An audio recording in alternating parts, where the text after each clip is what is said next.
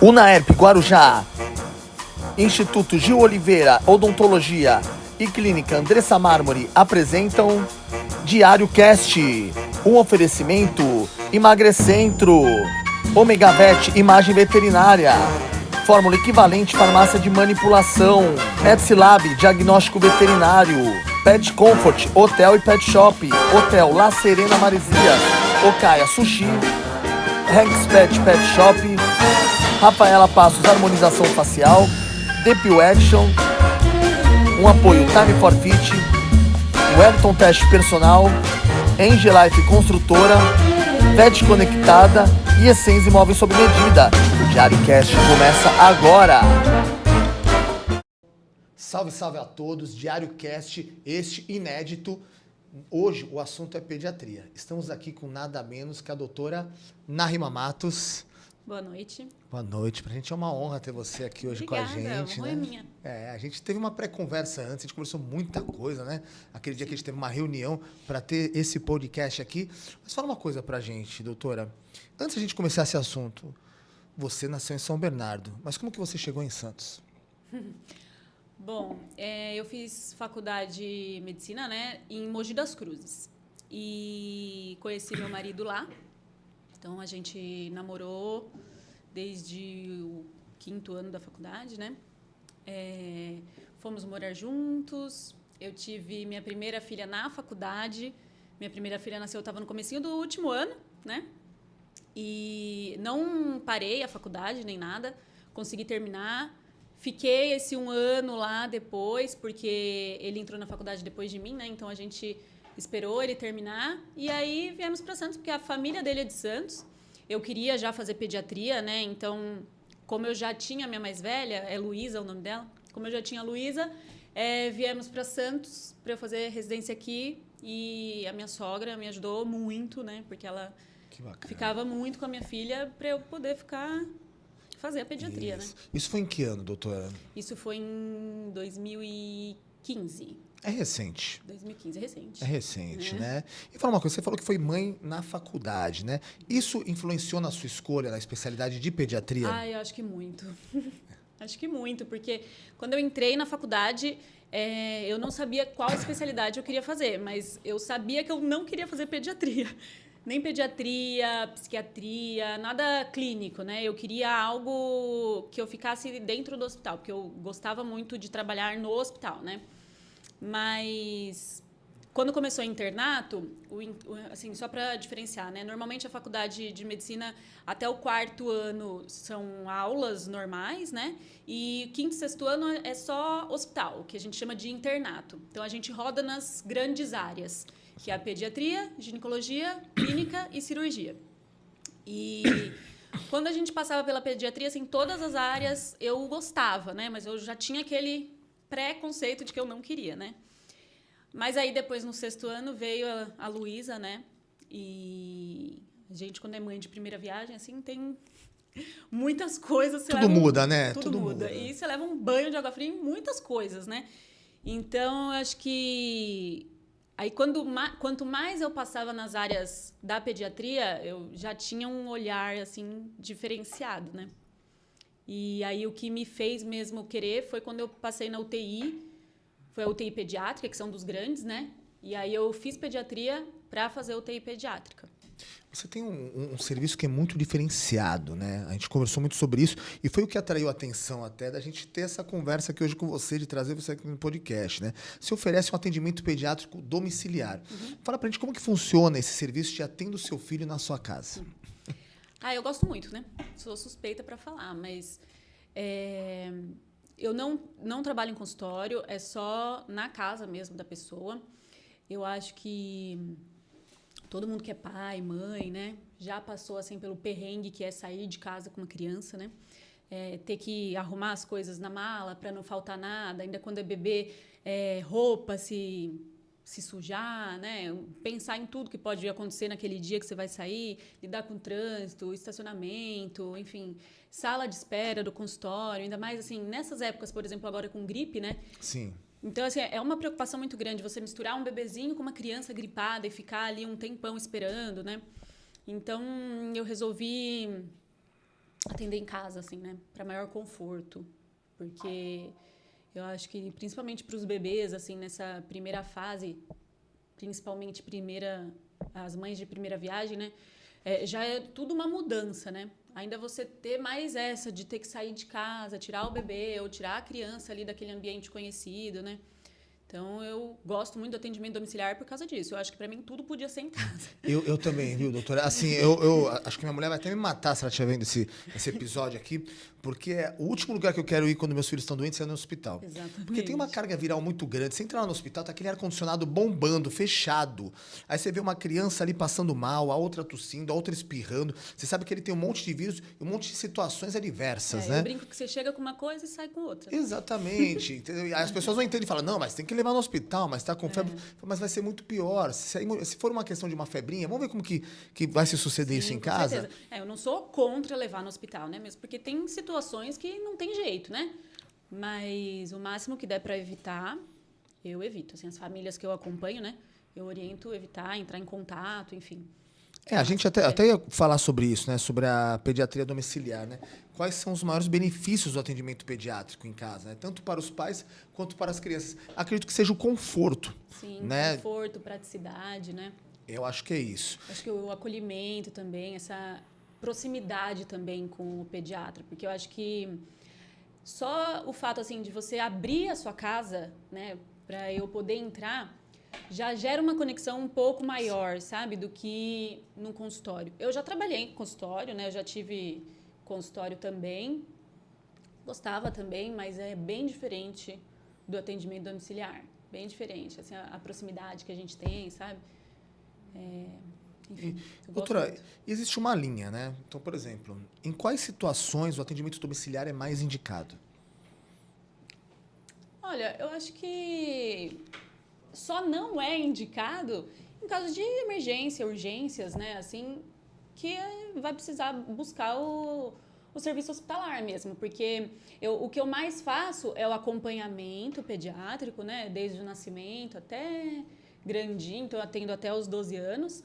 E pequenas urgências, né? Por exemplo, gripe, resfriado, vômito, diarreia, né? Essas coisas dá pra gente atender e levar em casa, assim, tranquilamente, né? Agora, caiu, bateu a cabeça, né? São situações, assim, que eu até posso avaliar, mas, assim, às vezes eu vou precisar de um outro exame, né? A criança tá com febre há 10 dias. Assim, às vezes nem vale a pena me chamar, né? Porque vai precisar de um exame complementar, né? Um exame de imagem, um exame laboratorial, enfim. Nesses casos também eu sempre oriento a buscar o serviço hospitalar mesmo. Mas, doutora, já aconteceu de você chegar, né, na casa de alguém, né, ir lá prestar o serviço e falar, caramba, isso é um caso de urgência, isso aqui, vamos embora para o hospital agora. Já aconteceu. E você lembra mais ou menos como que foi, assim? Foi um bebezinho e foi o ano passado, inclusive, nessa época. Nem tava o boom, né, da bronquiolite, todo mundo falando. Nossa, bronquiolite. A gente vai falar um pouquinho sobre bronquiolite Tá hoje, né? bom. Vamos falar sobre isso? Vamos. Acho que não está na pauta, mas acho que é legal. A gente, Sim. E era um bebezinho, acho que era uns 8, 10 meses, não me lembro muito bem, mas era bebê, né? E a mãe me chamou, assim, nessa fase eu vejo o bebê no acompanhamento mesmo a cada 2 meses, né? Nesse período entre 6 meses e 1 ano. E aí a mãe pediu para marcar consulta e eu já tinha ido no mês anterior, então seria só no próximo mês. Ela falou assim, tá muito congestionado, enfim, né? E eu falei, tá bom, tava tendo febre. Eu falei, tá bom, tranquilo, né? E aí, quando eu cheguei, era provavelmente uma bronquiolite, né? Então, ele estava bastante cansado, a saturação baixa, né? Eu falei assim, olha, a gente até pode dar um primeiro atendimento aqui, mas vai precisar ir para o hospital, não tem jeito. E é uma hype do momento esse lance da bronquiolite, né? Porque eu lembro que a gente já foi criança, não se falava tanto de bronquiolite. É algo de anos para cá? O que aconteceu com a tal de bronquiolite? Na verdade, foi um dos vírus, né? Eu acho que Covid hoje também causa bronquiolite, né? Então, ele veio pós-Covid? Ou veio antes já? Antes, sempre teve, na verdade, né? É porque hoje a gente tem muita facilidade de informação, né? Sim. A gente sabe de tudo a todo momento, né? Então, acho que por isso que se fala mais. E eu acho que também esse ano se falou muito mais por conta da vacina, né? Sim. Contra a bronquiolite, que também já existia, né? Sempre Já existiu. existia vacina antes dessa campanha? Já existia vacina. A gente chama de palivizumab, né? Mas ela não era tão assim divulgada, né? E o SUS oferece, inclusive né, essa vacina para os imunobiológicos especiais, que a gente fala, né? Por exemplo, prematuros extremos, cardiopatas, esses têm a vacina garantida pelo SUS. A diferença dessa nova vacina que veio, que é o nirsevimab, é que ela é uma dose só. Né? O palivizumab são 5 doses, então uma por mês. Então você começa um pouquinho antes, né, da sazonalidade. Cada região do Brasil tem a sua sazonalidade, né? Então você começa um pouquinho antes para garantir essa imunidade. Eu digo vacina, mas ela é um anticorpo mesmo, né? Por isso que é feito nessa época, porque você dá o anticorpo, porque se entrar em contato você está ali com a imunidade garantida, entendeu? Fala uma coisa, existe alguma resistência dos pais quanto ao atendimento em casa? Como que você trabalha essa confiança? Olha, normalmente, quando a pessoa entra em contato, né, ela quer justamente saber o que é isso, né? O que é o atendimento em casa, né? Se serve para ela, né? Então, acho que nesse primeiro contato, assim, eu tento falar como é que funciona, né? Porque a pessoa fala, nossa, mas e se precisar de exame, né? Será que dá para fazer as coisas em casa? E assim dá, né? Eu faço tudo, eu peso, eu meço, eu peço exame, então dá para fazer tudo. E aí, assim, nesse primeiro contato, eu pergunto quais são as dúvidas, eles falam, então a gente já vai conversando. E acho que as redes sociais também ajudam bastante, né? A pessoa ver se tem uma conexão, né? Porque você vai lá no Instagram, por exemplo, tem meu rosto lá falando, né, sobre diversas coisas. Então, acho que se ela vê que eu tô falando alguma coisa que ela não concorda muito, já é um empecilho, né? Sim. Mas eu acho que quanto mais as pessoas vêm, né, falando sobre dúvidas que elas têm, né, sobre momentos que elas já passaram, né, eu acho que isso gera uma conexão, uma confiança, né? Com toda certeza. Doutora, vamos falar um pouquinho de cuidados com o bebê e a criança, tá? Quais são os erros mais comuns que os pais cometem nos primeiros meses dos bebês? Acho que... Eu acho assim, ó, as famílias, né, hoje principalmente, com esse boom de informação para todo lado, elas têm se preparado bastante, sabe? Elas se preparam muito, né? As mães leem muito. E aí, quando o bebê chega, é uma coisa muito diferente, né? Porque, assim, você pode se preparar, mas nada como passar por aquela situação, né? Nada como a vivência, né? Isso para qualquer coisa da vida, né? Então, é diferente com a maternidade, né? Então, eu acho que o maior erro é se engessar. Por exemplo, quando meu filho nascer, eu não vou fazer ele dormir desse jeito. Quando meu filho nascer, eu vou dar banho nele dessa forma, sabe? Assim, a introdução alimentar eu quero fazer dessa maneira. Eu acho que esse é o maior erro, porque chega na hora, por mais que é um bebê, é um ser humano ali, né? Que a gente tem que ir, claro, moldando, mas assim, é um ser humano. Então, às vezes, não vai ser do jeito que você está esperando, do jeito que a mãe, o pai, a família inteira está esperando, né? E eu acho que esse é o maior erro, porque ali com aquele monte de hormônios à flor da pele, tendo que lidar com tudo, uma nova família, uma nova rotina daquela família, você ainda tem a frustração de ter que lidar com as coisas que você queria e não foi, sabe? E assim, a introdução alimentar, né? A gente está até conversando um pouquinho antes aqui do episódio, né? Ela ainda gera muitas dúvidas, né? A gente falou do BLW, né? Existe uma corrente médica que é a favor, outra que é contra, né? Quais são as orientações mais atualizadas sobre esse tema? Olha, a Sociedade Brasileira, né? Ela coloca lá os 10 passos para a alimentação segura e para o sucesso, né? Os 10 passos para o sucesso da introdução alimentar. E não tem, assim, essa coisa rígida de falar assim, você deve fazer desse jeito, daquele jeito, ou você só pode começar com fruta, você só pode dar primeiro o almoço. Isso não tem, né? Ela tem ali os 10 passos, que é garantir a amamentação, né? Oferecer sempre bons alimentos, enfim. Mas eu sempre falo assim, eu não estou aqui para julgar, eu estou aqui para te orientar. Então, por exemplo, o maior medo do BLW é a criança engasgar, né?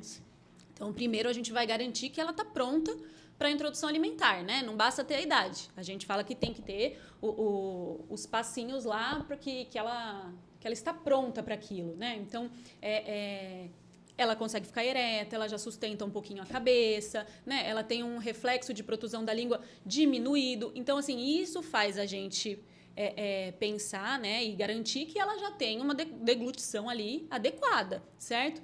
Então, assim, eu sempre falo, se a família escolhe pelo BLW, tá tudo bem, eu só tento orientar cortes seguros, né? Só fugindo assim um pouquinho do tema, mas depois a gente pode voltar. É igual a cama compartilhada, por exemplo, né? A Sociedade Brasileira de Pediatria não indica cama compartilhada, ela indica o quarto compartilhado, até os 3 meses pelo menos, porque isso garante amamentação, garante vínculo, né? Porque você imagina, o bebê acorda 1 milhão de vezes à noite, aí você imagina ele lá no seu quarto, né? Lá no quarto dele, você no seu quarto, aí você vai lá, acorda, pega ele, dá mamar, põe ele lá, volta pro seu quarto, 2 horas depois você acorda, pega ele, né? Então, assim, a sociedade indica o quarto compartilhado, o bercinho ali no mesmo quarto, porque isso garante o vínculo, garante a amamentação exclusiva, né? Mas as famílias que optam pela cama compartilhada, existe as orientações de cama compartilhada segura, né? Para você, já que aquela família vai fazer aquilo, que seja o mais seguro possível, entendeu? É igual a introdução alimentar. Você fala isso na época de bebê, né? Porque assim, tem Na época de crianças bebê, que... isso, né? Meu filho até hoje dorme na nossa cama. Ah, a minha também. Tua filha tem 11. Tem 11? Nossa, o meu só tá com 7. Meu. Agora tá os dois, assim. Quer dizer, eu não tenho mais cama, né? Eu já tô dormindo no chão, né? A minha esposa tá dormindo com os dois na cama. Acabou, não tem mais espaço lá. Mas eu sempre brinco também a esses memes que a gente vê na internet, né? Sempre tem um vídeo, assim, da mãe, de uma mãe, assim, na internet, anotando, né? Aí vai um vídeo, assim, de falar assim...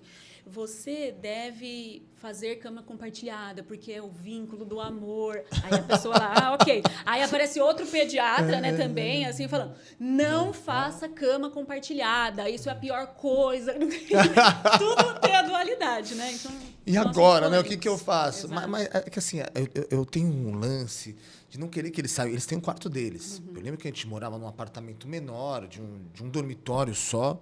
E a gente viveu ali com ele, era até gostosinho, porque era só ele. Aí quando nasceu o irmão, pô, vamos mudar para um apartamento maior e tudo mais, para eles terem o quarto deles. Adivinha o que aconteceu? Dorme todo mundo no mesmo quarto. Não aconteceu nada, eles não dormem no quarto deles. Tá? Eu falo, a minha mais velha, né?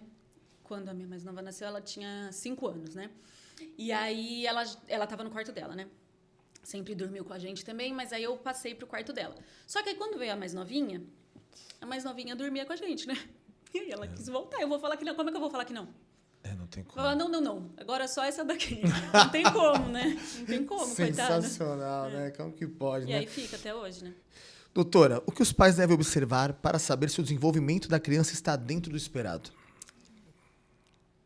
Olha, eu acho que o principal mesmo é manter o acompanhamento, assim, sabe, com o pediatra. Porque o pediatra, ele é o primeiro contato, assim, né, com os atrasos, com as divergências, né, com o que foge do normal. O pediatra é o primeiro contato. Então, eu acho que você manter o acompanhamento com o pediatra é a coisa mais importante, assim, né? E... normalmente, o pediatra também orienta, né? Por exemplo, você está nessa fase, você pode fazer isso para estimular um pouquinho o bebê, né? E tudo mais. Eu faço assim, pelo menos, né? Assim, o bebê nessa idade, a gente já espera que faça isso, né? Então, se o seu filho não está fazendo, vamos ver por que está acontecendo isso, né? Então, eu já tive um bebê, assim, o atendimento domiciliar é bom também por isso, né? Porque eu vejo o ambiente que aquele bebê tá, né? Então, eu consigo também dar orientações muito mais personalizadas ali, né? Eu lembro que tinha um bebê que ele tinha 10 meses, né? E ele não... A mãe falou assim, não, esse negócio de comparação, né, é um problema, né? Ela falou assim, eu tenho um sobrinho, era basicamente da mesma idade, né? Sempre a comparação. Nossa, mas ele é tão curioso com as coisas, assim, né? E eu não vejo ele curioso. Aí eu falei, tá, mas em que sentido, né? Bom, por exemplo, ó, a gente coloca aqui, o meu sobrinho, ele tenta pegar e não sei o quê, e sair e tal, e ele não, eu coloco ele fica. Aí, beleza, aí a gente conversando, o que foi identificado? A mãe não trabalhava, ficava em casa, então assim, ela tinha os afazeres da casa, né, também, e aí ela tinha um chiqueirinho, 10 meses o bebê já, né, que engatinha e tudo mais. E aí ela tinha um chiqueirinho no meio da sala, e ela deixava ele ali dentro na sala, com a televisão ligada, em musiquinha e tudo mais, sabe? Então assim, ele ficava ali uma boa parte do tempo, sentado dentro do chiqueirinho, olhando TV. Eu não tinha por que desenvolver nada ali, né? Tava ele numa não zona tinha... de conforto ali. E assim, e a atenção dele era toda voltada para a TV, né? Então, assim, o desenvolvimento motor, né? Ele caminha junto, né? Não é, ele vai só no motor, ele vai só no cognitivo. É junto, né? Então, assim, ele ficava só sentado ali porque o motor dele também não era desenvolvido, porque ele não tinha a curiosidade mesmo de buscar outras coisas, E né? nem o Porque estímulo, ele tava né? só ali, ó. Exatamente. Porque não tinha o que ele vai fazer ali? Pô, tô no chiqueirinho aqui, tô de boa, a televisão tá passando ali. Exato. Daqui a pouco minha mãe passa aí e dá um mamar, tá tudo certo. Exatamente, exatamente. Doutora, vamos falar sobre vacinas e prevenção, tá? Muitas famílias têm dúvidas sobre vacinas. E assim, como que você orienta os pais nesse assunto? Sobre as vacinas? Isso. Eu mostro calendário vacinal, né? A gente tem 2 opções hoje aqui no Brasil, que é o particular e o público, né? Do SUS, que é muito bom. Então, Hoje está muito bom, né? As vacinas do SUS. Muito bom. Muito bom. E, assim, não tenho grandes divergências, mas normalmente quando tem alguma vacina que os pais não querem dar, né? Alguma coisa, eu pergunto por quê, né? Qual a dúvida, qual o receio, né? E explico, né? Quais são as orientações e tudo mais, né? Acho que a vacina do Covid, né? A mais repugnada hoje. Mais repugnada. Né? Até te perguntar, existe alguma vacina que você considera subestimada ou negligenciada? A Covid, né? Eu acho que, assim, não sei porcentagens, né? Não sei quais são os índices mesmo, né? Mesmo do Brasil, né? Mas, assim, na minha prática, Covid, né? E o HPV também. O HPV também, porque eu acho que quando veio também essa vacina do HPV, é que eu ainda não era médica, né? Mas, assim, teve muito aquela coisa de que os adolescentes... Não, pode ir, tava no... Desculpa. Teve muito aquela coisa que os adolescentes passavam mal com a vacina, né? Então, os pais têm bastante receio também da vacina do HPV. Mas a Covid é mais, né? Porque, assim, cada um fala uma coisa na internet, né? E acaba que muitas famílias têm receio mesmo de fazer a vacina. E como você enxerga o movimento anti-vacina? Isso já afetou o seu trabalho? Olha, eu acho que o movimento anti-vacina é bem sem causa, assim, porque vai contra tudo que a gente vê na história, né? Na evolução desde quando foi instituídas as vacinas no mundo, né? Não só aqui no Brasil, né? Muitas doenças a gente erradicou justamente pela vacinação, né? Hoje a gente ainda tem Covid, mas hoje o Covid é uma doença respiratória, claro, mais grave, né? Tem a sua potencial gravidade, mas ela hoje é encarada como uma doença respiratória. Está tendo agora um simpósio de vacinação, né? Todas as especialidades fazem congressos, né? E agora está tendo da Sociedade de Imunização, né? Brasileira.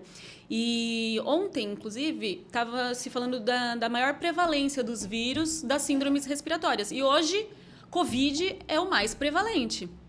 Olha só. Não é adenovírus, né? Não é rinovírus. Hoje o Covid é o mais prevalente. É igual assim, influenza, que é a vacina da gripe, né? A influenza, o vírus influenza, ele mata, né? As pessoas morrem de gripe. É que ninguém sabe, né? Mas muitas pessoas morrem de gripe. Bronquiolite, por exemplo, é uma gripe, né? Sim. Que mata o bebê. Então, ele morreu de gripe, bronquiolite, né? Mas morreu por conta do vírus influenza, né? E é uma coisa bem assim, né? Que todo mundo acha que é tranquilo, né? Mas a gripe mata muito. Por isso que tem muita campanha em cima da vacina, fala-se muito sobre isso, né? E o Covid hoje entra no meio desses vírus todos, faz parte do exame que a gente faz de painel viral, né? Então, ele entra hoje, né? Então, uma das vacinas negligenciadas também, é o Covid. Eu tive um caso, foi até recentemente, né? Tem um casal, amigo nosso, que o filho... Acho que eu cheguei a te contar até quando você veio aqui. E ele foi diagnosticado com pneumonia, né? A criança, 7 anos. E aí, levaram aqui nos hospitais em Santos e tudo mais. E aí ela teve...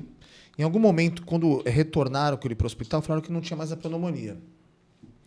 Né? E aí, ele com febre a cada 2 horas, né? E tendo aquela recorrência ali do quadro dele. E a gente levou lá para o Einstein, em São Paulo, quando eles fizeram o painel viral. E lá eles diagnosticaram adenovírus, coronavírus, tinha mais algum vírus lá que eu não me recordo, e tinha pneumonia também. Né? Então, às vezes, não é só a pneumonia, né? Não é só a bronquiolite. Existem outros vírus que podem, ali naquele mesmo momento, estar atuando junto, né? Sim. A pneumonia, normalmente, ela vem depois de um quadro viral, né? Então, você pode ter uma gripe ali, ser adenovírus, ela vem depois, então? Ela não é o princípio... Pode ser também. Pode. Mas, normalmente, né, principalmente nessa época, né? Porque toda infecção viral predispõe a uma infecção bacteriana, porque você fica mais deprimido, né? Então, nessa época, normalmente, é uma evolução de um primeiro quadro de gripe. Né? Por exemplo, um adenovírus, um corona, enfim. Né? Um adenovírus que... Está ali suscetível, evoluiu para uma pneumonia bacteriana, né, no caso. Perfeito, doutora. Vamos falar um pouquinho agora sobre saúde emocional e comportamental. A gente vai entrar o lado doutora Nahy Mamãe também um pouco aí. Você observa um aumento de quadros de ansiedade ou estresse em crianças? Ah, sim. Nos maiorzinhos, né, principalmente por causa de telas e tudo mais, né, a gente fala bastante sobre isso, né, sobre a exposição às telas, né. Hoje as crianças, elas são mais ansiosas, né? Não conseguem esperar, né? Põe uma criança ali de 7 anos para esperar, é a morte para elas, né? Com toda certeza. Eu sei na prática. Sim, exatamente. Mas eu acho que vem muito dessa velocidade da informação, né? Eu brinco com as minhas filhas, né? Às vezes elas querem assistir alguma coisa específica, porque eu brinco que elas têm tempo, né? Eu brinco não, elas têm tempo, né? Então ali elas, não, eu quero ver isso, né? E eu falo, nossa, olha, vocês têm que dar graças a Deus. Porque na minha época, eu não conseguia ver o que eu queria. Eu tinha que ver o que estava passando. Exatamente. Isso é de uma era que obrigava a gente. Então era o Chaves, né? Exato. Eu vou almoçar, eu posso assistir uma TV? Pode, é o que está passando. Se quer, não quer. Tinha assiste. Os desenhos de manhã na Globo, eu lembro, né? Nossa, vou falar o nome de emissora aqui, não gosto de falar o nome de emissora. Mas tinha ali nessa emissora que eu falei agora os desenhos. Aí na outra emissora tinha o Chaves, agora voltou pelo Netflix, que eu achei sensacional. Eu quero que meus filhos assistam, porque eu acho que é muito puro ali. Né? Mas eles não... Não adianta, né? Eles não gostam muito, que eu acho que, sei lá, né? Eles não entendem a piada, né? Eu acho que não.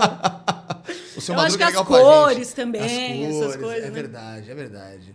Fala uma coisa, como que os pais podem ajudar os filhos a liderarem, ou melhor, eu vou reformular essa pergunta, tá?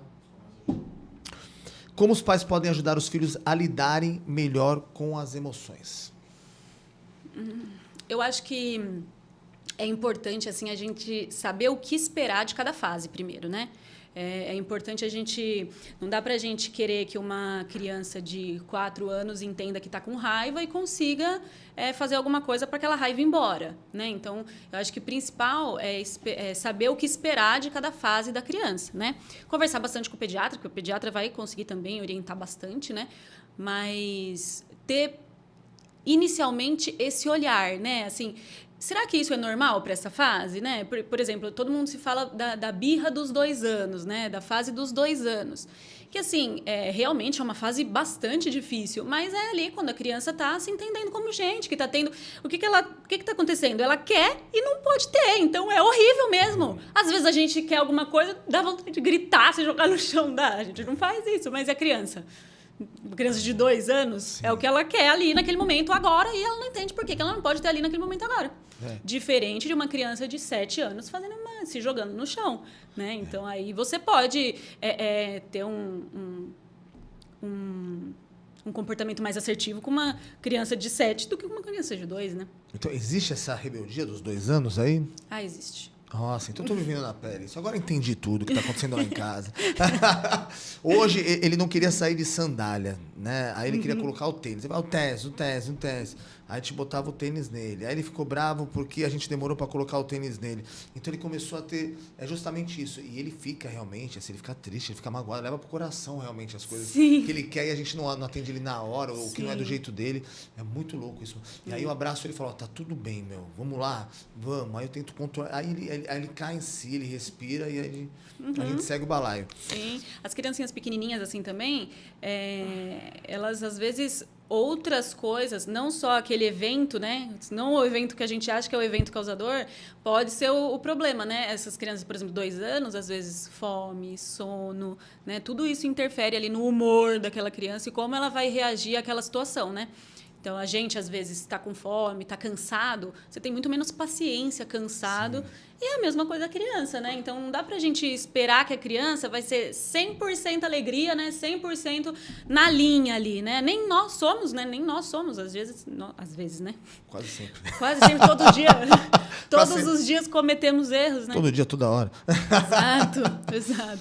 Doutora, qual o papel da pediatria na identificação de questões como TDAH, autismo ou atrasos no desenvolvimento?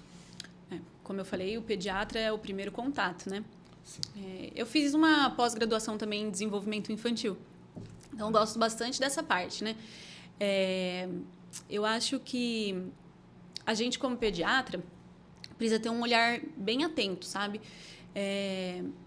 Principalmente para as questões da tela, porque hoje em dia o excesso de tela ele simula na criança sintomas de desatenção, de atraso no desenvolvimento escolar, por exemplo, né?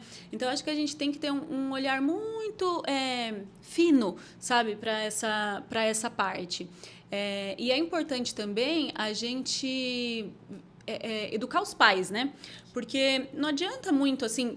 Eu vejo, assim, uma coisa que acontece, assim, na pediatria, que o bebê... Assim, os pais se preparam muito, aí o bebê nasce, eles querem fazer tudo certo, né? Tudo conforme o livro. A tela, não vou dar tela para os meus filhos, e compra livrinho para pintar. E a introdução alimentar, quero fazer certinho, porque não pode dar sal, não pode açúcar, não vou dar refrigerante, Só que chega um determinado momento... que é largado de mão, assim, né? Como se, agora já fiz minha parte, né? E, assim, a questão social da criança, eu acho que importa tanto quanto tudo isso que a gente falou, né? Toda essa primeira infância e todas essas questões da primeira infância. Porque a questão social também vai moldar aquele adulto, vai moldar aquela criança como adulto, né?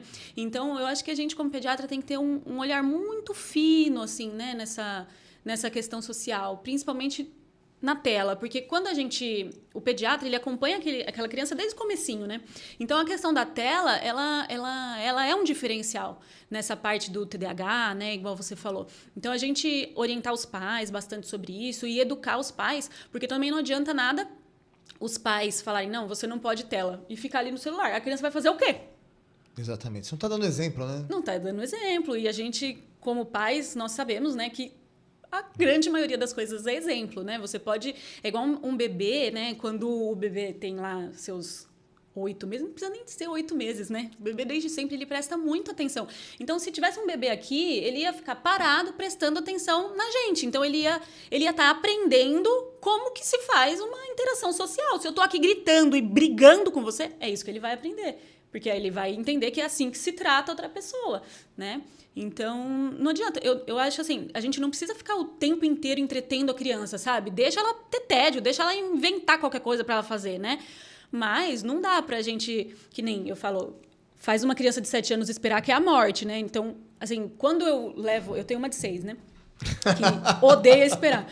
Mas assim, quando eu estou esperando com ela, porque a gente adulto, quando espera, a gente faz o quê? Fica no celular.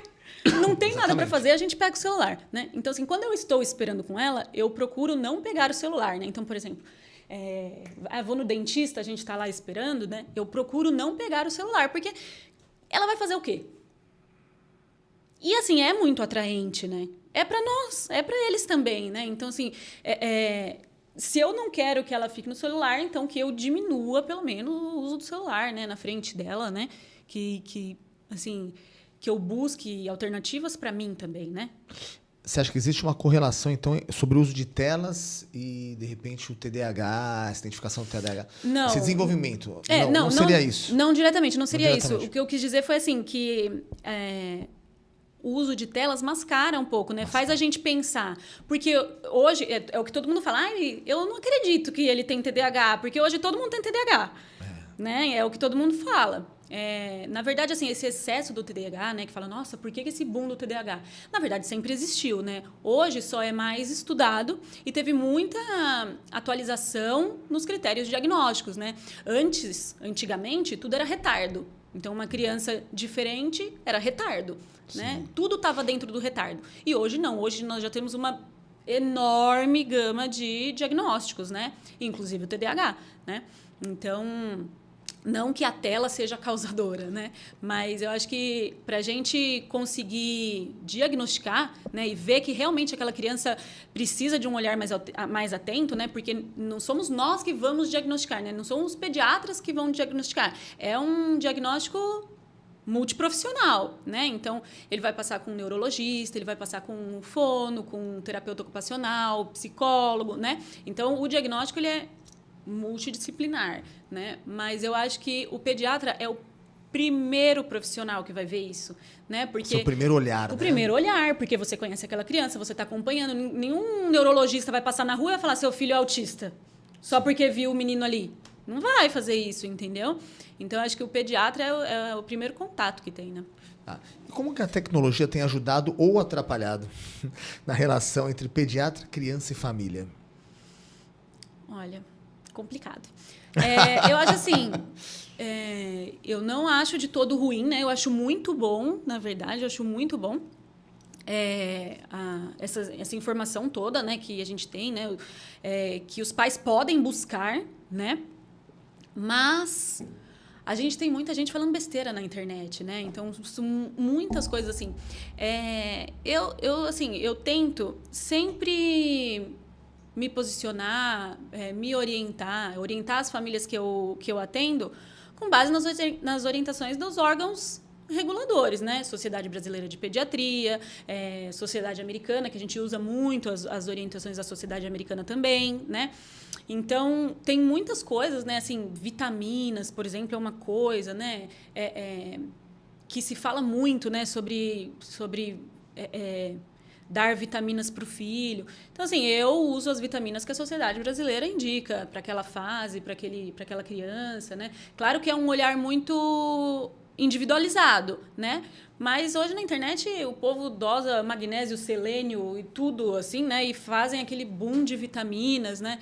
Então, assim, o dia que a Sociedade Brasileira indicar e falar assim, temos que colher o selênio para todas as crianças por causa disso, porque inúmeros estudos falaram isso, aí para mim vai ser válido, entendeu? Então, eu acho que as pessoas... O que atrapalha um pouco, né, hoje em dia é isso, né? Porque, assim, você vê uma pessoa ali falando que ela fala com tanta propriedade sobre aquilo que parece realmente verdade, né? Ela você vende fala, a ideia meu Deus, mesmo, é isso? Vende ideia. Você fala, meu Deus, meu filho vai morrer se eu não repor o selênio dele, entendeu? É verdade, meu. Eu já reparei nisso, né? Não só na pediatria, mas como em vários segmentos. Né? As pessoas elas vendem uma ideia fechada, conseguem convencer através de técnicas de persuasão, Exato. a gente sabe, né? Você pode não ser bom naquilo, mas você fala direito... O cara segue o roteiro ali de um jeito que... Doutora, vamos falar um pouquinho de vida na Baixada Santista. Você já é uma caiçara, né? Já está aqui, já está instalada, filhos, tudo mais. Como é atender na Baixada Santista? Você vê algum desafio ou característica especial aqui das famílias da região? Olha, eu acho que... Eu vou me basear, assim, como foi um pouco, assim, de quando eu morava fora de Santos, né? Eu acho que aqui em Santos, as crianças, elas saem mais de casa, sabe? Porque a gente tem a praia, né? É claro que, assim, a gente, quando mora na praia, a gente não vai muito na praia, né? Mas quando a gente tem criança, a gente vai, né? E eu acho isso muito bom aqui. Então, aqui eu acho que as crianças saem mais. A gente tem muitos parques, assim, também, né? Então, eu acho que sai mais do que São Paulo, por exemplo, né? São Paulo As crianças ficam mais ali presas, né? Eu não moro em São Paulo, então não posso falar com tanta propriedade, né? Porque se eu morasse, claro que a gente busca alternativas, né? Mas a facilidade aqui, eu acho que o diferencial é a qualidade de vida mesmo aqui da Baixada. Existe diferença entre a realidade da saúde infantil nas grandes cidades e nas regiões como a Baixada Santista? Olha, A gente falou muito ali, né? A gente acho- conversou até um pouquinho antes do episódio sobre, de repente, quando você está dentro de uma metrópole, que nem São Paulo, você frequenta lugares mais fechados. Né? isso. Então, existe uma carga viral maior ali, de repente. E aqui a gente fala de lugares abertos. Isso aí foi muito polêmico na época da pandemia. Lembra que queriam impedir o pessoal de ir na praia? Pô, mas na O praia... pessoal não se- nem ia, né? mas na Exato. praia não transmite Tudo porque é aberto. Aí tem que ir pro o lugar fechado também está fechado. Então ninguém entendia direito. A tua posição sobre isso, doutora, qual que seria? Eu acho que sim, na circulação, exatamente isso de lugares fechados, né? A circulação do vírus, né? Ela é muito maior em ambientes fechados, né? Então, assim, quando a gente tem alguma doença, por exemplo, infecto-contagiosa, né? Vamos, nem só gripe, né? Mas vamos falar, por exemplo, sobre meningite, né? É uma doença infecto-contagiosa, né? Então, assim, quando a gente fala em... A gente tem uma criança ali com meningite, a gente fala em tratar os contactuantes, né? A maioria dessas doenças, a meningite, a gente trata aqueles contactuantes diretos, né? E que ficam ali naquele ambiente por mais de 2 horas com aquela pessoa, mais ou menos, né? Não vou ser tão categórica assim, porque a gente está falando um geralzão, né? Mas normalmente 2 horas. Então, assim, se a gente pensar que aqui em Santos a gente tem ambientes mais abertos do que em São Paulo a gente vai ter uma disseminação de doenças assim infecto-contagiosas muito maior do que aqui, né? Sim, com toda certeza. Doutora, a gente está chegando na parte final aqui, no bloco final do nosso podcast. Né? Não dá vontade de terminar, né? Porque você está trazendo tanta informação importante para a gente, falando de uma maneira tão natural. Que mensagem você deixaria para os pais que estão inseguros ou sobrecarregados com os cuidados dos filhos? Eu acho que o mais importante é ter com quem dividir, né? Então, buscar um profissional que vai ajudar, né? A gente é inseguro sempre com o cuidado dos filhos, né? Porque a gente quer sempre fazer o melhor, sempre o mais certo. E eu acho que você ter com você um profissional, um pediatra, né? No caso, que te passe essa segurança, sabe? Você divide o peso com esse pediatra, né? Você não precisa... se você confia, você tem essa segurança, você divide esse peso. Então, eu acho que o principal é buscar alguém que você tenha simpatia, né? Que você tenha essa segurança mesmo. E como os pais podem saber quando é hora de buscar uma segunda opinião? Olha, eu acho que ninguém melhor para saber da nossa criança do que a gente, né? Sim. Então, às vezes a gente tem um diagnóstico, às vezes a gente tem uma orientação de tratamento que a gente fica com aquela pulguinha atrás da orelha, né? E eu acho que não custa nada ouvir outra pessoa. Mal não vai fazer. Com toda né? certeza. Doutora, você tem alguma dica de livro, site ou profissional confiável para que os pais se informem, né, um pouquinho mais sobre essa saúde infantil?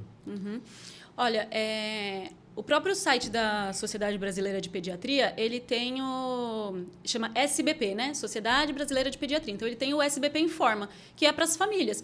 Então, você pode pôr lá na barra de busca, né? Qualquer coisa ali, que às vezes vai ter alguém respondendo ali, sabe? E com fontes muito confiáveis, né? A fonte que orienta todos os pediatras, né? E assim, muitos dos pediatras também que são que fazem parte do corpo da diretoria da sociedade, eles têm Instagram, né? Eles divulgam coisas. Tem o Renato Kifuri, acho. Renato Kifuri. Ele é presidente do departamento ele é infectologista pediátrico e ele é presidente do departamento de imunização da sociedade. E, assim, para essas doenças emergentes, né? Ele fala, na época de gripe, na época de vômito. Então, ele fala muito, assim, sobre isso, o que está acontecendo e tudo mais. Eu acho bem bacana, bem bacana. E bacana. Tá aí a dica da doutora Narima. E agora, fala para os internautas que estão aqui, né, assistindo o nosso episódio, que chegaram até aqui o final do nosso episódio, onde eles podem encontrar e saber mais sobre o seu trabalho. Bom, eu tenho o meu Instagram profissional, né? Chama Minha Pediatra em Casa. E ali eu coloco dicas, rotinas, né? Eu não sou tão assídua ali, mas eu sempre busco colocar alguma coisinha, principalmente quando eu atendo alguma coisa que eu acho interessante, né? Que passar, assim, eu sempre coloco lá. Tem site também, Minha Pediatra em Casa. Doutora, você estava nervosa, apreensiva antes do episódio, mas você entregou tudo aqui pra gente. Eu estou aqui até de boca aberta com o número de informações que você trouxe pra gente, né? Os esclarecimentos. Eu acho que vai ser de suma importância esse episódio na nossa temporada. Como eu disse no começo, um assunto inédito, não tinha vindo nenhum pediatra até então, e pra gente é uma honra ter você aqui conosco, né, nesse episódio. Espero você outras vezes, que a gente possa conversar sobre outras coisas também. Sim, obrigada. Tá? Adorei participar também, foi muito bom. Tá certo? Muito obrigado, viu, doutora? Obrigada. Diário Cast é Jornal Diário Santista e Diário Santista é a nova voz do Santista.